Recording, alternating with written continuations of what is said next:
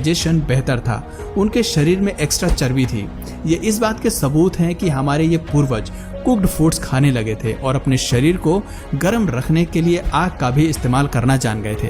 तभी ये एनर्जी बचाकर दूर दूर के क्षेत्र में ट्रेवल कर पाते थे। आग होने की वजह से उन्होंने अपने आप को ऐसे वातावरण में ढाल लिया था जहां जाना सभी जीवों के बस की बात नहीं थी। आग के इस्तेमाल ने ही इन्हें मौका दिया था कि अब ये खुद को इवॉल्व करते हुए माइग्रेट कर सकते थे।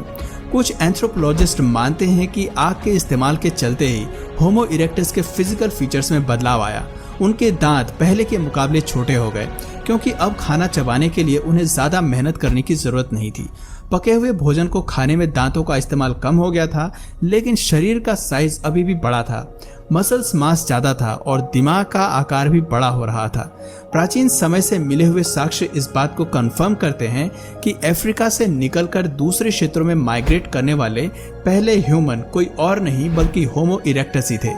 जॉर्जिया से लेकर साउथ ईस्ट एशिया तक फैलने में इन्हें कई हजार साल का समय लगा, लेकिन अपनी इस यात्रा के दौरान वो आग को जलाने के लिए पत्थर का इस्तेमाल करते रहे। आर्कियोलॉजिस्ट को मिले साक्ष्य से पता चलता है कि उन्होंने ऐसे कई शार्प स्टोन्स बनाए जिनसे आसानी से आग जलाई जा सके।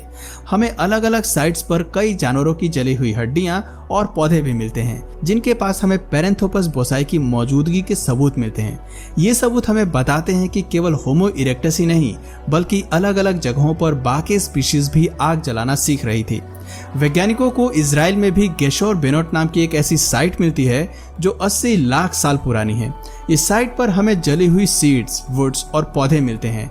इन आर्कियोलॉजिकल फाइंड्स को अध्ययन करने के बाद वैज्ञानिक सुझाव देते हैं कि इस साइट पर रहने वाले पुराने पूर्वज आग के इस्तेमाल से परिचित थे और ये दूसरी जगह से इजराइल में माइग्रेट हुए थे। हमें पता है कि ये पूर्वज अपनी सुविधा के हिसाब से कभी भी आग को जला सकते थे, लेकिन हैरान करने वाली बात यह थी कि इस साइट से होमो इरेक्टस के होने के निशान नहीं मिलते, बल्कि यहाँ पर हमें होमो हाइडेलबर्गेंसिस के कंकाल मिलते हैं जिनके पास होमो इरेक्टस से ज्यादा बड़ा दिमाग था। खैर, इन तथ्यों से हमें ये तो पता चलता है कि हमारे किस पूर्वज ने आग का इस्तेमाल सबसे पहले किया और कौन कौन आग को जलाना जानते थे, लेकिन एक सवाल ये भी खड़ा होता है कि वो कौन से पूर्वज थे जिन्होंने सबसे पहले आग से खाना बनाने की शुरुआत की थी। हालांकि कई साइट्स इस बात की ओर इशारा करती हैं कि 1.6 मिलियन साल